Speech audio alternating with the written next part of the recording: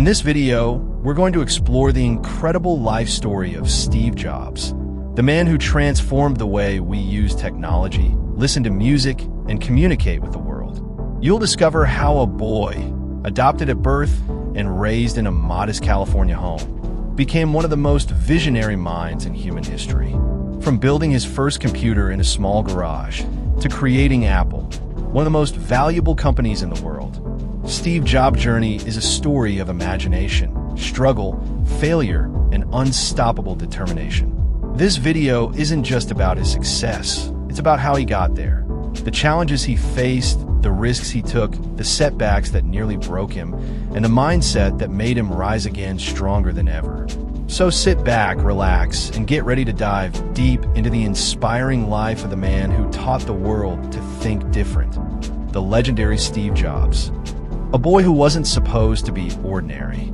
Steve Jobs was born on February 24, 1955, in San Francisco, California. But his life began with a twist. His biological parents, a young unmarried couple, gave him up for adoption. He was adopted by Paul and Clara Jobs, a humble working-class couple living in Mountain View, California. Paul was a machinist who loved building things with his hands, and Clara worked as an accountant. From a young age, Steve's father taught him how to take apart and rebuild electronics in their family garage.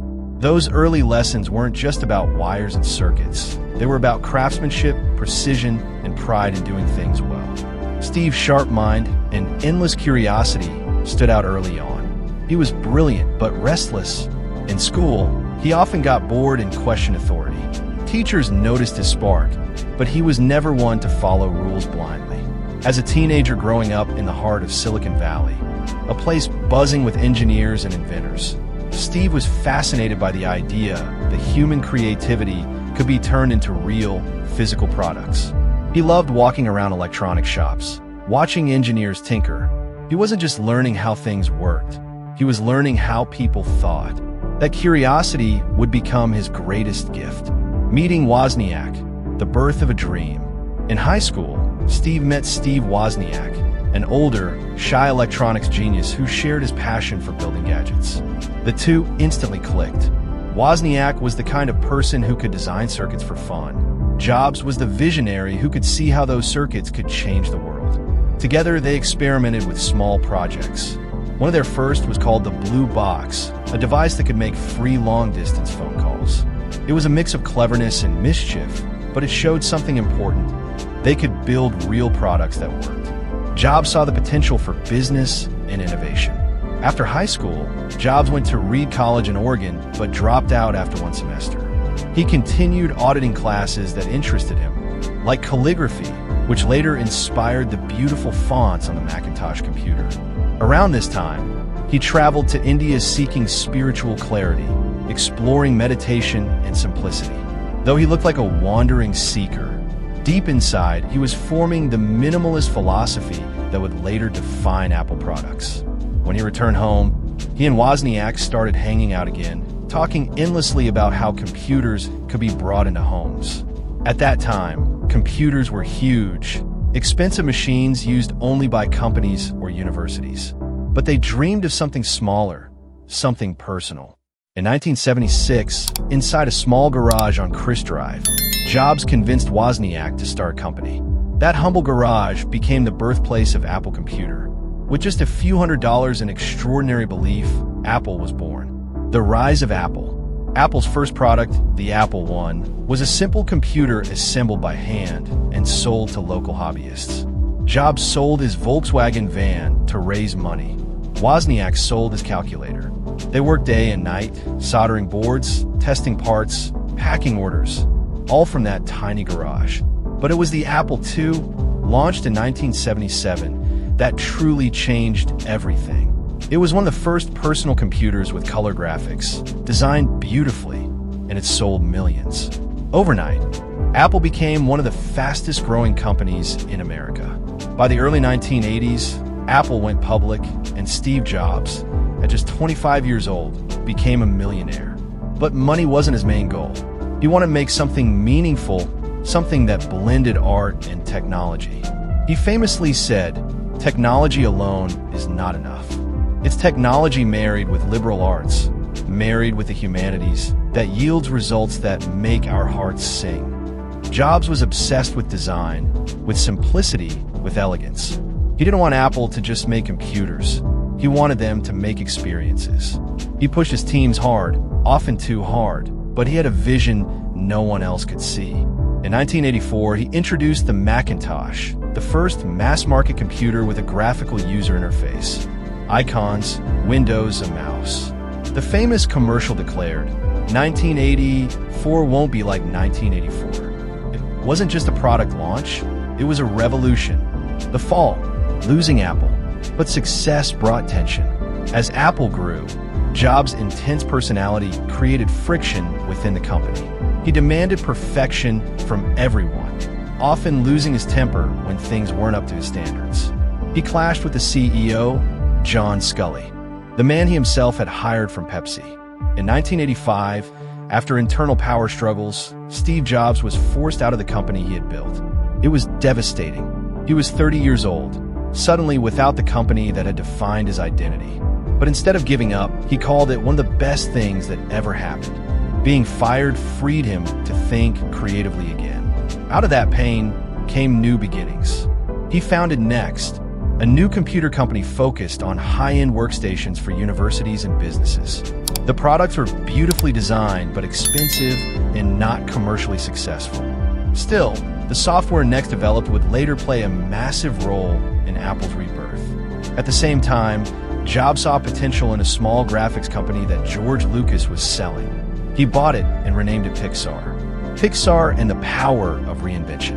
At Pixar, Steve applied the same perfectionism and creative spirit that he had used at Apple. But this time, instead of computers, he was helping artists and animators create stories through technology. Pixar created the world's first fully computer-animated feature film, Toy Story, released in 1995.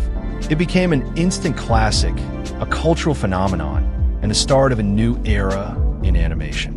Pixar's success turned Jobs into a billionaire, but more importantly, it taught him how to build a creative culture that valued both art and technology. He learned to balance control with trust, leadership with collaboration.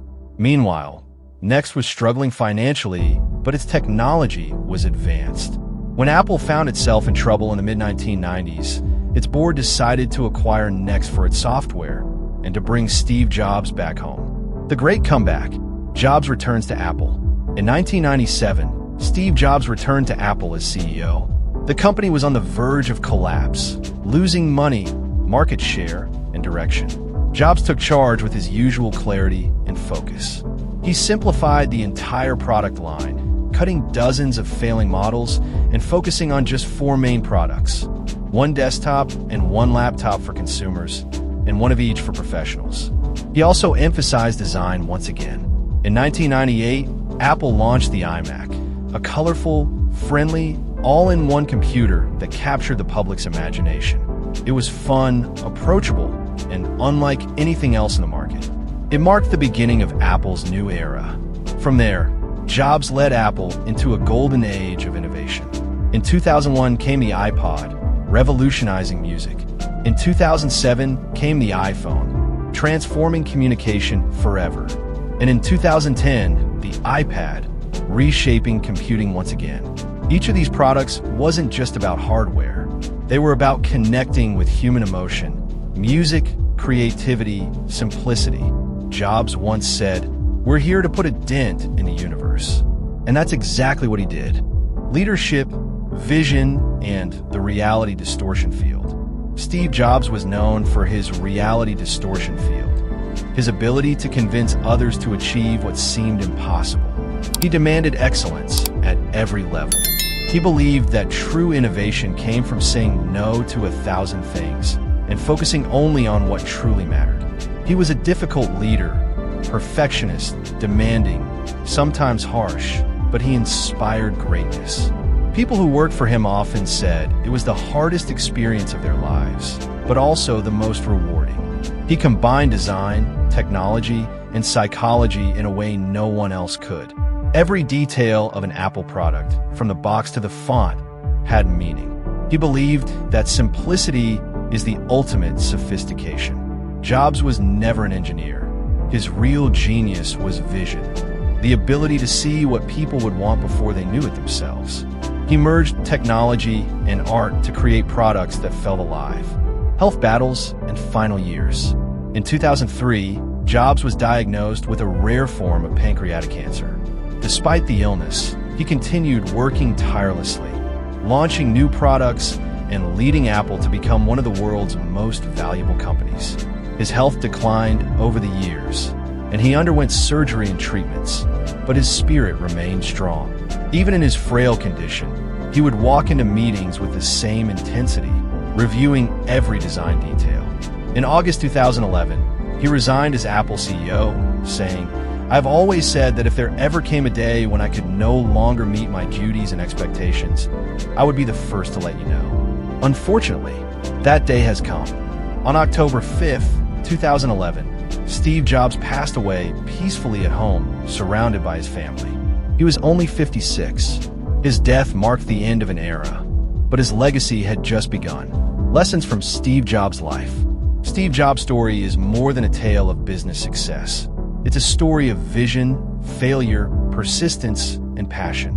His life teaches us that success isn't a straight line. It's built on curiosity, courage, and a willingness to fail and start again.